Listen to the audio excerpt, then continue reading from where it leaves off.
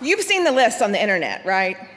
5,001 things I would tell my daughter, 9 things I would tell my 20-year-old self, 40 things I wish I'd known at 40. Everywhere you look, there's a list telling you how to live a better life, how to teach your future children how to have better lives, how to be less shoulda, woulda, coulda, and more Tawanda. Some people are sick of them, but I love the idea of our present selves being able to tell our past selves a few things, or being able to go back and leave a list or a Post-it note of encouragement. I would leave a note in my sister's mock trial notebook that says, "Honey, that perm's gonna grow out. You won't wear those glasses forever. You have happiness and stunning children ahead. Hang on." I would tuck a note in the cash register of Pryor's department store for Mimi Lois that says, "Take a day off and spend with your family. Teach Misty your recipe for homemade apricot syrup, and please resist the urge to hot glue the photos in the scrapbooks." For Mimi Mid, I would stick a little note into the deck of playing cards that says, "Don't do one more thing until you teach Misty how to make angel food cake and homemade noodles. There is no one in this family that can make them like you do. Worry less and play more canasta." Then I got to thinking about my own mother. What would my 40-something self of now tell my 40-something mother of then? Well, they don't make a Post-it note big enough. Turns out I had a list of my own.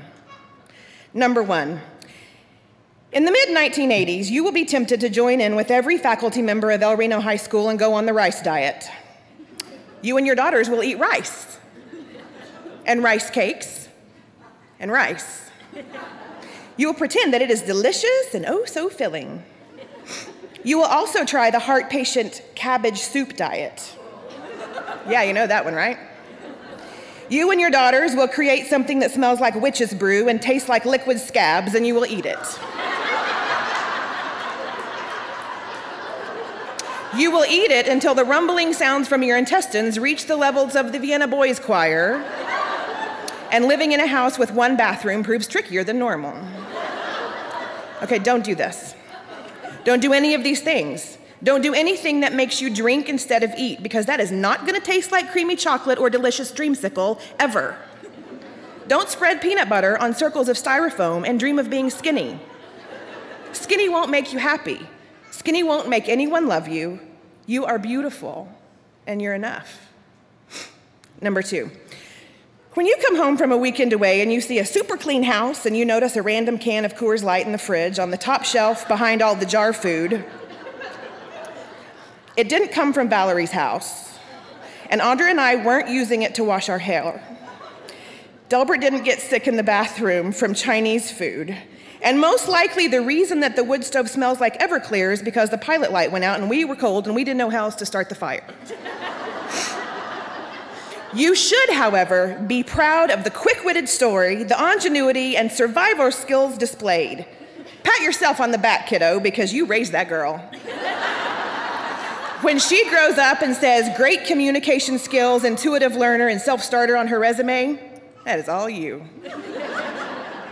Number 3, wash your face at night. Teach your daughters to wash their faces every night. Going to bed in full makeup because you want to be pretty for your husband may be based in good intentions, but it is in fact bullshit. If a man is going to give you wrinkles, let it be from laughter. Number 4, when you're trying to figure out how to help your bedwetting daughter, and you see this machine in the Sears catalog, the one that is a giant metal sheet with electrodes and wires that hook up to the little alarm box that you set beside her bed, the machine that at the first drop of wetness sends out a sound that would rival the lost souls of the damned trapped in bathroom wallpaper, please resist. Here's how that's gonna work out. You're gonna buy this thing. She's gonna try her best, but sleeping on a bed made of what can only sound like aluminum foil sheets is difficult. When at last she finally relaxes totally, she might tinkle just a little bit. The noise that will come next will sound like 1312 Chateau Street in El Reno, Oklahoma has gone to DEFCON 4. I repeat, we're at DEFCON 4.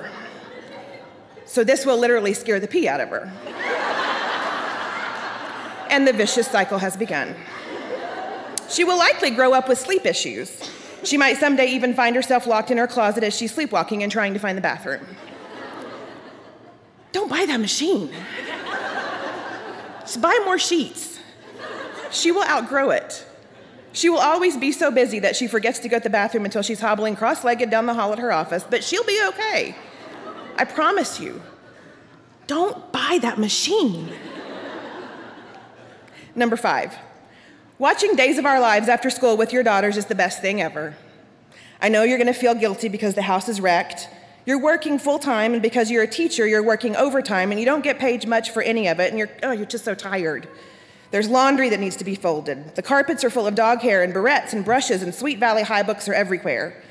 You're gonna feel like a failure because the bathroom isn't spotless, and you just don't want another fight about how you can't keep this damned house clean. I get it. I promise you, though, sitting on that green shag carpet with your girls, munching on chips and pecani sauce and Little Debbie peanut butter snacky things, with the new VCR that has the remote control with the cord, fast-forwarding through exactly 4 commercials, those are your shining moments of motherhood. Bo and Hope, Roman and Marlena, Trump, Pledge, and Palmolive every single day.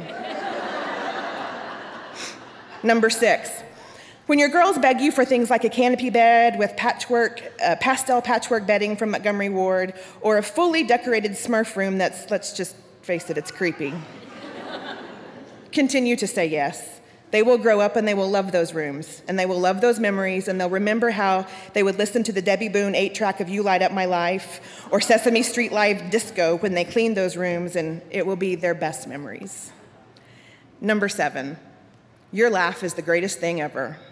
When you laugh hard and you go silent for a bit and then you squeal at the highest decibel known to man, it's the greatest thing ever. Number 8, your sneeze is the scariest thing ever.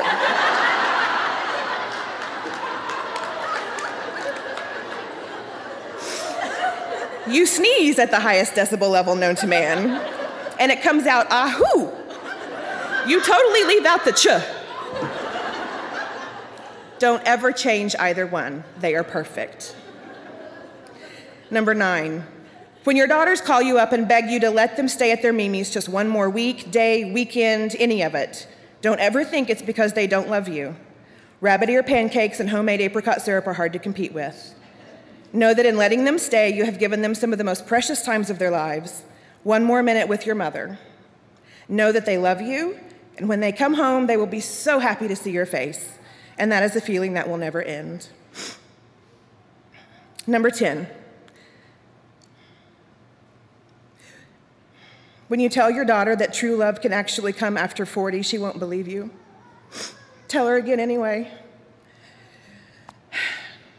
She will remember this often as she sits on the couch with him and they look at their animals driving them crazy and there's cat hair everywhere, and she thinks how perfect their life is.